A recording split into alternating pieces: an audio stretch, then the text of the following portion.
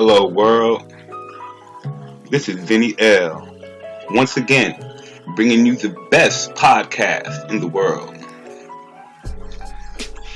This is Truth of the Mind.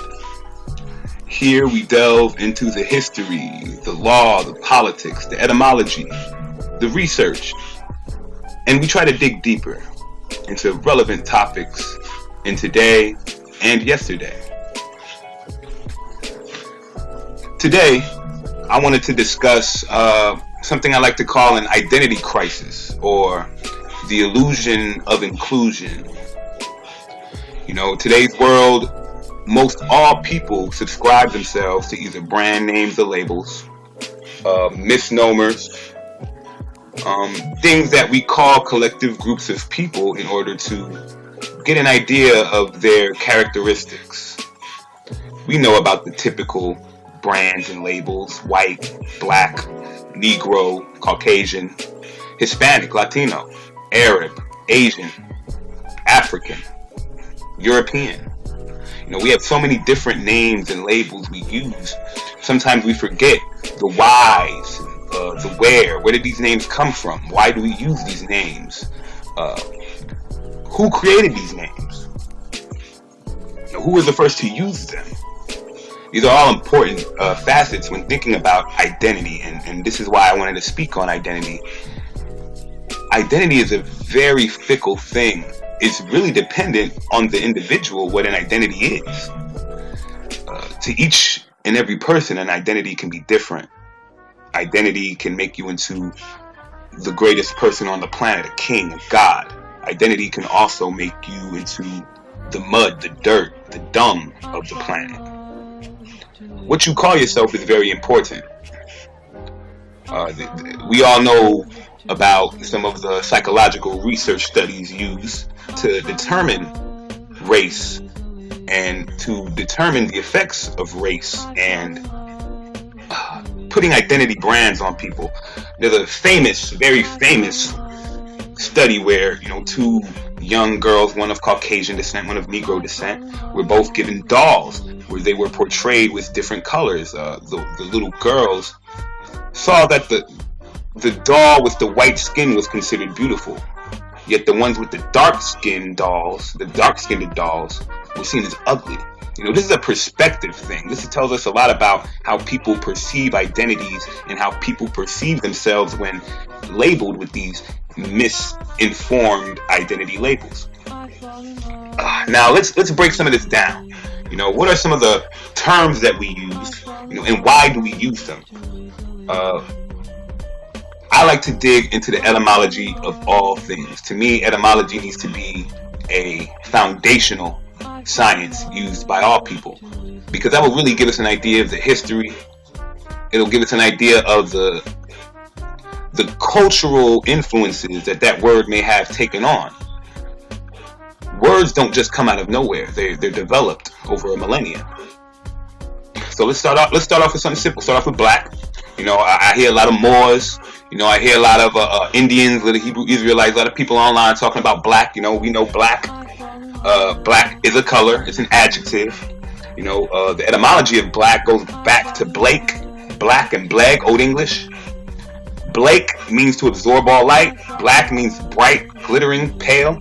Bleg means to burn, gleam, shine, or to flash. So that right there tells us that black isn't necessarily what we think it is. Most people think black as like a black shoes, or you got the Black Panther came out, Black Panther movie, you think that is black, but not necessarily so, at least in its original sense of the word. Let's look at Negro. Negro is a noun. Negro came from Nigrum. Nigrum means black, dark, gloomy, bad, wicked. We know that black, especially in the Western world, takes all kinds of connotations, specifically towards bad things, dangerous things, poisonous, sad, wicked. These are terms used unanimously, especially in the Western world. We also have blackamoor. Blackamoor is a term I hear a lot of folks point at. It means a dark-skinned person, black-skinned African. But it's a compound word. It combines black and more. All right. That tells you that more is also a word that was used to describe so-called dark-skinned people. Moor is a being, a dark people in relation to Europeans. Their name in the Middle Ages was a synonym for Negro. So it even tells us here that Europeans used the word Moor, at least in the European side of the planet, during the Middle Ages. We also have another term, Asiatic. This is a term a lot of so-called black folks use. It brings into a characteristic of Asia. You have Asiatic elephants. And this goes back to some of Elijah Muhammad and the Nation of Islam's teaching of that the whole world was once called Asia. I don't think that there's anything wrong to those statements. I think that, what we call ourselves and what we call different things at different times definitely change. We weren't always called Africans, African Americans, blacks, whites, Caucasians, Europeans, Latinos. We weren't always called these things. These things came and developed over time. Another big one that I see a lot of people pointing to is American, an identity marker of American. American, one of the Aboriginal peoples discovered in the Western Hemisphere by Europeans. Okay, American can be an adjective or a noun, so it can describe someone or it can actually be someone. Very interesting concept on how that's used etymologically. Amerigo. Most people think that the word America comes from Amerigo Vespucci, which is not necessarily true. Amerigo Vespucci did not coin the name America. There are many people who have different theories on how that term came. I've heard Amir and Rika in Greek. Etymologically, I've heard America coming from Morocco, having the same consonants. If you know anything about etymology, vowels are interchangeable in etymology. So honestly, when you take a word like America, you can get the M, the R, the C. It's America. You're only getting the consonants. That MRC term is used in a lot of other names of places, especially Morocco. But that's a more science argument there. Another term that we use is African. A lot of people use the term African to call everyone worldwide, to refer to people worldwide. Africans are native or inhabitants of Africa, used originally in reference only to the area of modern-day Tunisia. Africa also comes from the word Afar, where Indians use the words Kafir, or Arabs, they'll use the word Kafir. Kafir is another derogatory term used to describe so-called dark-skinned peoples. Hispanic, an adjective. Just to be clear here, nobody should use adjectives to describe themselves. You're not a description. You shouldn't call yourself a Latino. You shouldn't call yourself a Hispanic, because Hispanic describes who you are. It doesn't tell you who you are. You get me? Hispanic is an adjective. It comes from Hispania, which meant Iberian Peninsula, which is the peninsula of Iberia, which is in Spain, Portugal. Hispanic really means Spaniard. So unless you're from Spain, you're not really Hispanic. Just to be clear. Latino derived from Latin. These are nations whose languages descend from Latin. If that's the case, then you got the entire European continent and just about all of America who would be considered Latino.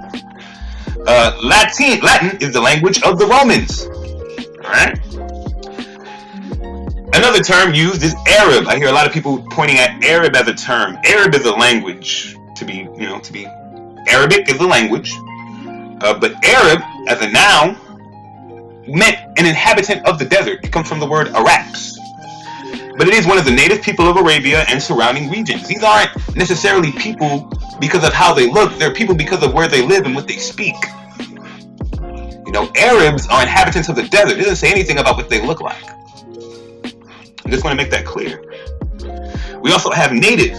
Native can be a noun or an adjective. In noun form, it means a person born in bondage or a person who has always lived in a place. In adjective form, it means natural, hereditary, connected with something in a natural way. Alright, people like to intertwine these terms, put them together, take them apart, cut them in half, all these things. We need to know where these words come from before we use any of them.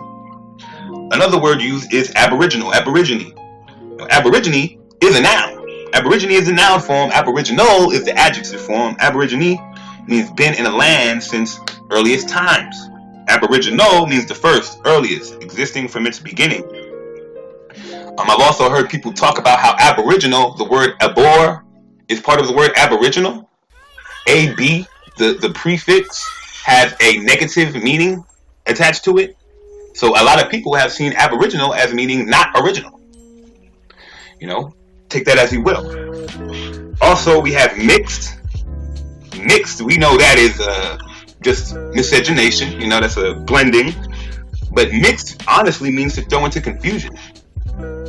To throw somebody into confusion, you tell them that they're mixed. They have no idea who they are, where they come from. That's where we get a lot of this identity crisis from. A lot of people claim to be mixed, have no idea what that means, and have no idea the components that make up themselves. Then you have a clash of cultures, a clash of lifestyles, a clash of values, a clash of norms. And it becomes a pretty ugly situation. The last word I want to talk about is autochthon. Excuse me if I'm pronouncing it wrong. Autochthon comes from the Greek word autos and kathon, which autos means self, kathon means land, earth, soil. So that means land, self, soil, or one sprung from the soil he inhabits. Okay? Now that necessarily doesn't tell you who you are. It tells you that you came from where you came from. Once you think about it, people use these brands and names and these identifiers and these terms every single day. They push them onto people. They tell people that's who they are and that's who they're not, without even knowing exactly who they are and who they are not. It's time that we really take a hard look at the facts on what these identity terms are and whether they ascribe to us or not. That's an individual decision. No person out there is going to tell you that you're a black African. Only you can say that. But you need to have the proper knowledge and education to know what's what. All right. Now that we've gone through a few of these terms, and we have an understanding of what these terms mean and some of the terms used on an everyday basis to describe people, I want to ask why? Why do we call ourselves these labels? Why do we call ourselves all these things? There's a few reasons. From my research, you find it's from conquest. Conquest, such as modern Americans and the original Americans. Modern Americans became Americans by destroying the land and taking over from the original so-called Native Americans. Before that, there was only one type of American. Now there's apparently Asian American, it's, Black African American, there's all types of Americans now. But that came after the conquest. The Egyptians, the modern day Egyptians are not the original Egyptians. The Kemetans of Kemet, of Tamari. Those were the original so-called Egyptians. But the Egyptians of today came in through conquest. You had multiple individual groups coming in and taking over the Egyptian capital. You had Alexander the Great, you had the French, you had the Arabs, you had the British. A lot of people went in there and took over. So that conquest caused an identity crisis where a lot of people don't know what's what. We also call ourselves certain labels due to religion. The religious influence is apparent in many, many countries. Many people, especially in Arab countries, European countries, they'll specifically call the whole continent Christians. Same thing with the Arab continent, Muslims, Hindus, Buddhists. People will label themselves by their religion instead of their race, ethnicity, cultural heritage, etc. This shows us that identity does not have to relate necessarily to what you look like, but more so your values and who you are spiritually. Another reason why we call ourselves certain labels is due to geography. Indians, we know the term Indians. I've heard people talk about Indian meaning indigo, Indian having to do with God and Indios. Indians, the modern term Indians, came from the Indus River Valley. Indians call themselves that because of the great Indus River Valley, the place where civilization sparked from in that area. Same thing for sub-Saharan Africans. Sub-Saharan Africans are called such because they live below the Sahara. People like to differentiate certain peoples based on geographical landmarks. You can see the same thing in places like the United States of America, where people who are on the opposite side of the Mississippi River will be considered Westerners. While people on the eastern side of the Mississippi are usually considered Eastern, Northeastern, Southern. They have a different demographic that would be catered to them. And lastly, ancient history is another reason why we call ourselves certain labels. Ancient history, Europeans, for example, they call themselves Europeans due to the ancient story of Europa. Europa was the Phoenician princess, who was taken away by Zeus. Zeus took her to this new land and on a white bull, and she was ultimately made ruler, made queen. Europa was the name of that Phoenician woman, and that ultimately became the name of the European continent. The whys can be very interesting, but there's always a reason why. Never fail to understand why something is the way it is, because all these things come from something. I find it imperative that we know the why we call ourselves what we call ourselves. When did we call ourselves what we call ourselves? That's the next question. When did these labels come into existence? Now, taxonomy is a practice where we classify animals, plants, based on similar characteristics. There's always been this need to group things together for human beings. They have to organize things. I guess it's a collective OCD that we have, where we have to organize things in a way that it can be competently understood and we can separate them as needed. This was in practice since the dawn of man. Plato, some of the earliest philosophers did this, where they classified beings, animals, humans, and plants in order to separate them, in order to maybe not stereotype, but you kind of wanted to understand what you were looking at and have a group understanding of some things. It makes it easier to understand things as well, and it is an excellent teaching tool. Now, the original basis, people knew that we weren't part animals. They knew human beings were a separate entity than animals. But it wasn't until Carl Linnaeus in the 1700s that we started this classification system where we were labeling people based on colors and physical differences. Before that, you were labeled by your nationality, by your religion, by your place of birth. If you were a Roman, you were Roman because you became a Roman citizen. If you were a Greek, if you were a Athenian, you became Athenian because you became an Athenian citizen. These places had nation states, and you ascribed to those nation states. And if you moved somewhere else, you would become part of that nation state. There wasn't a big argument about origins for people because the world was more clearly defined, and the original people stayed in their usual locations. Now, in the 1700s, Carl Linnaeus ultimately started the color code system that we use. Carl Linnaeus, 1735, Systema Natura. He introduced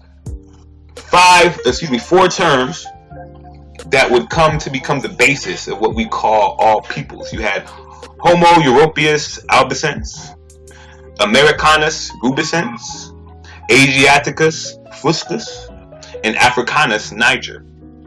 Now, these three terms loosely translated to European white, American red, Asiatic brown, African black. And there were also emotions and mental characteristics that went along. For example, Linnaeus described that Europeans were hopeful people, while the Americanus rubensis, the red Americans, were sad and rigid. The Asiatics were irascible, while the Africanus was calm and lazy. These stereotypes and these prejudices ultimately became the basis of how we judge people today. This was the beginning. Later on in the 1700s, in 1795, around the 1800s, you had Johann Friedrich Blumenbach, another prominent anthropologist, taxonomist, who incorporated skin color and hair type into the classification system, but added facial features, skull morphology, and other minute anatomical skeletal differences in order to classify people into certain broad classifications. Now, he coins the terms that we use today, such as Caucasian, Malaysian, American, Mongolian, Ethiopian. He set that 5 system classification system. He set that up. Now, both of these men were not racist in the modern sense. They were not adamant racists. They were not people who actively sought the destruction of so-called blacks or Asians or even anybody of color. They honestly thought they were progressing science in order for people to understand ourselves better. Blumenbach, for example, was an adamant supporter of Negroes. People took his work out of context, like they usually do. Usually what happens is the scientists find out a certain fact and people run away with it. He believed all people were of one race, which is true. All people are of one race. That's the human race. I'll get back to that, get more to that towards the end. There are no significant differences in peoples. The fact that we can miscegenate and we can come together with different peoples proves beyond a reasonable doubt that we are all of one race, one species. Now that we have an understanding of when we started to call ourselves these things, we can see how it evolved over time. In the 1800s, people latched on to Blumenbach and Linnaeus's hypothesis, and they started to applying them in real life, in reality. That's where you get into some bad science. It shows you how science can ultimately lead people to make decisions that are ultimately for no one's benefit.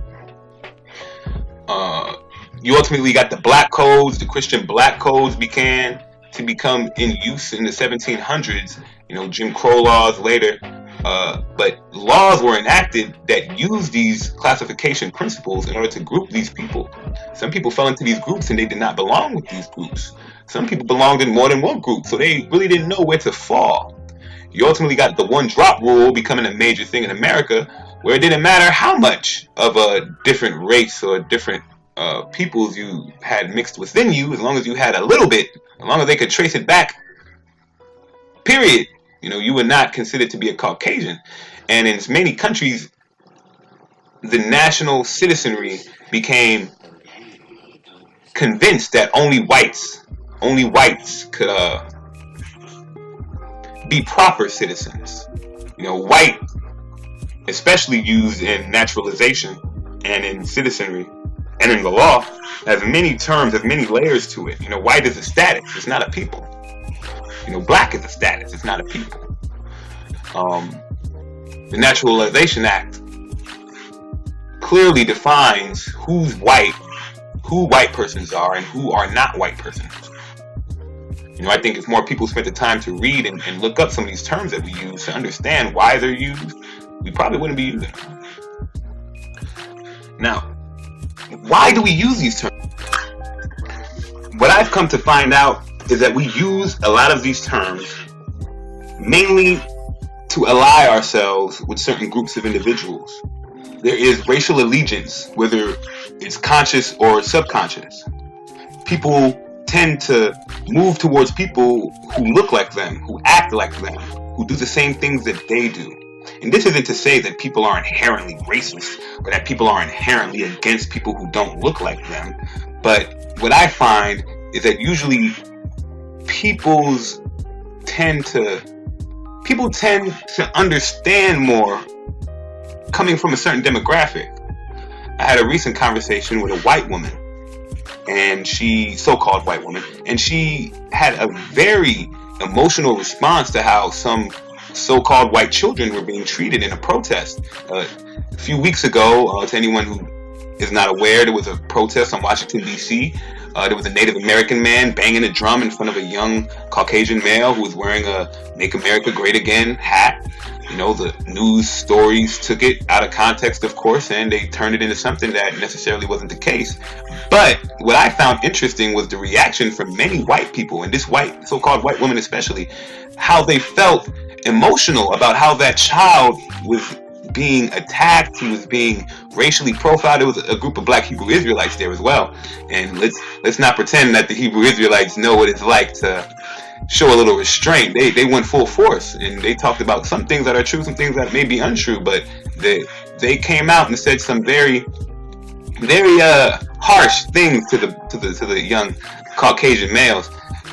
This white woman was so offended, she actually started crying from some of the things told to these boys.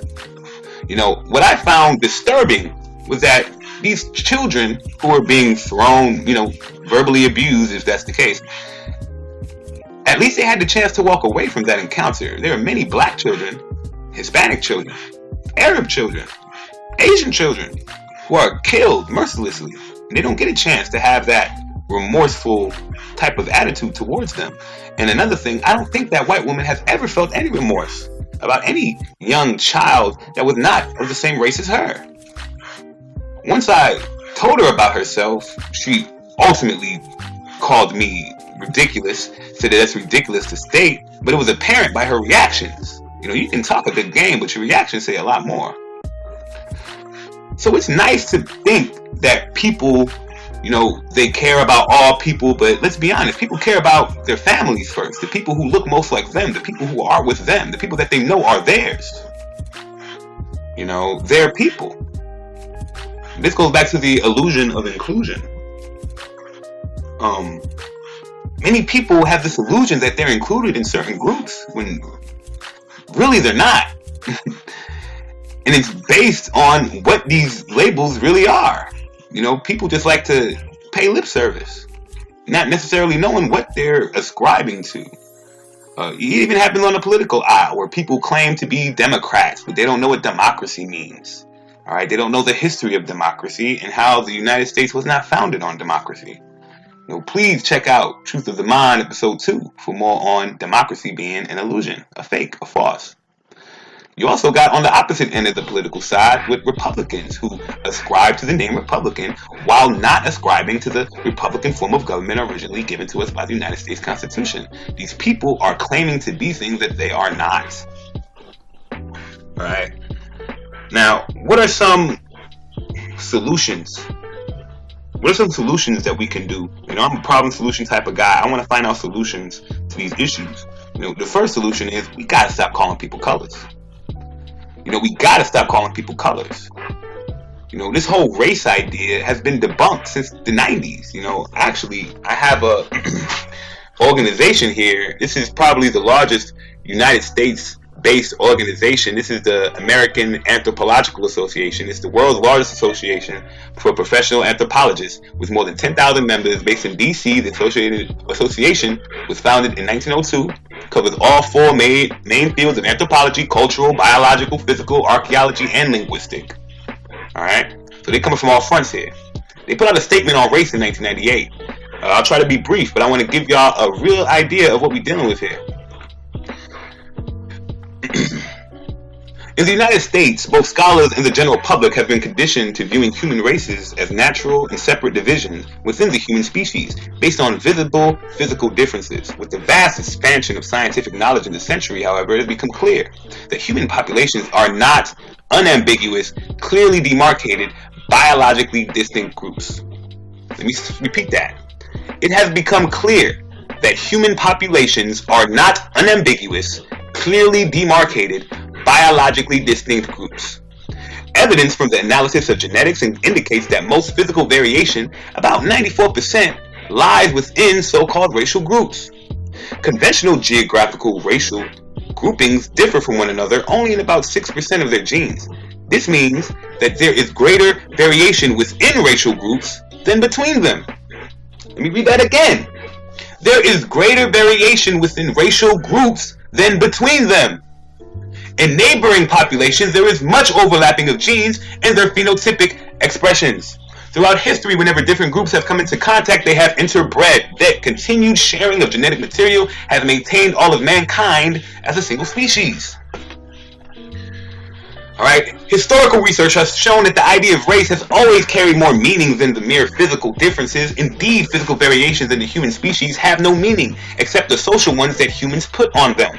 Today, scholars in many fields argue that race, as is understood in the United States of America, was a social mechanism invented during the 18th century to refer to those populations brought together in colonial America, the English and other European settlers, some conquered Indian peoples, and those peoples of Africa brought in to provide slave labor. From its inception, this modern concept of race was modeled after an ancient theorem of the Great Chain of Being, which posited natural categories or a hierarchy established by God or nature.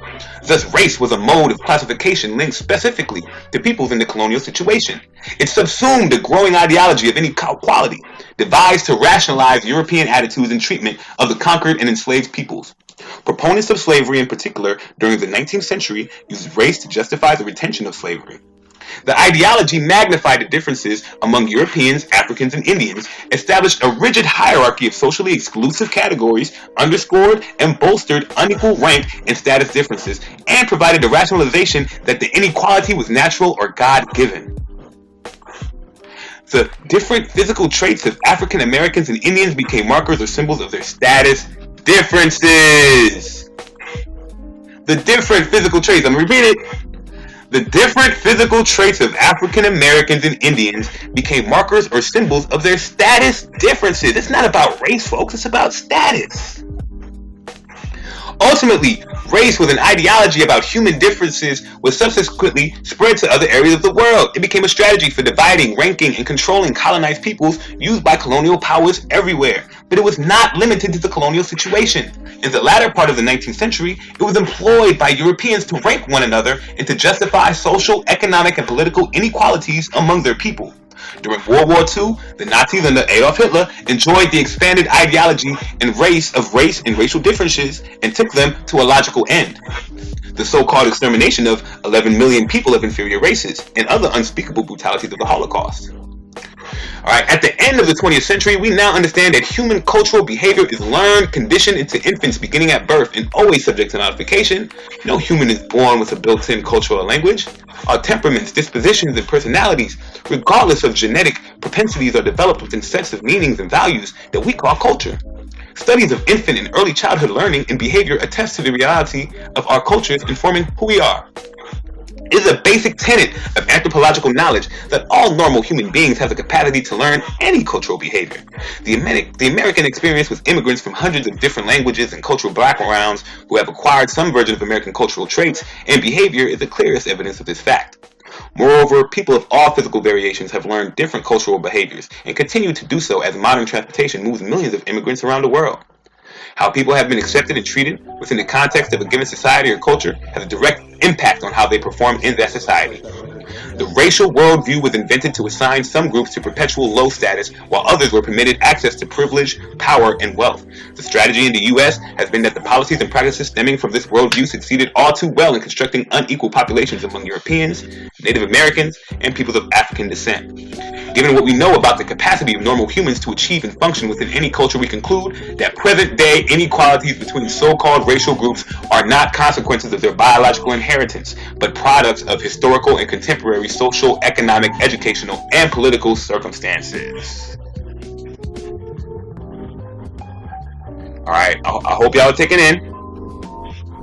Alright, as a result of public confusion about the meaning of race, claims as to major biological differences among races continue to be advanced. Alright?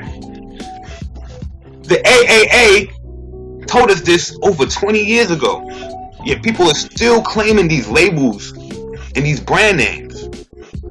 Race doesn't exist. So if race doesn't exist, won't that mean racism doesn't exist? Because you can't have racism without race. And if racism doesn't exist, how do we explain the actions of these people who are stereotyping, who are prejudging, and who are doing malicious actions to people of color? Are they simply racists? That's impossible. Racism doesn't exist. What it seems to me is that people use race as a convenient way to brand people and label them. Another taxonomic interest of trying to group people together in order for us to not truly explain the reasoning of why and digging deeper. From what I can tell, a racist can't be a racist because race has no basis on any scientific, biological, anatomical, genetic factors. They're all social factors: cultural, educational, political. These are things that are taught.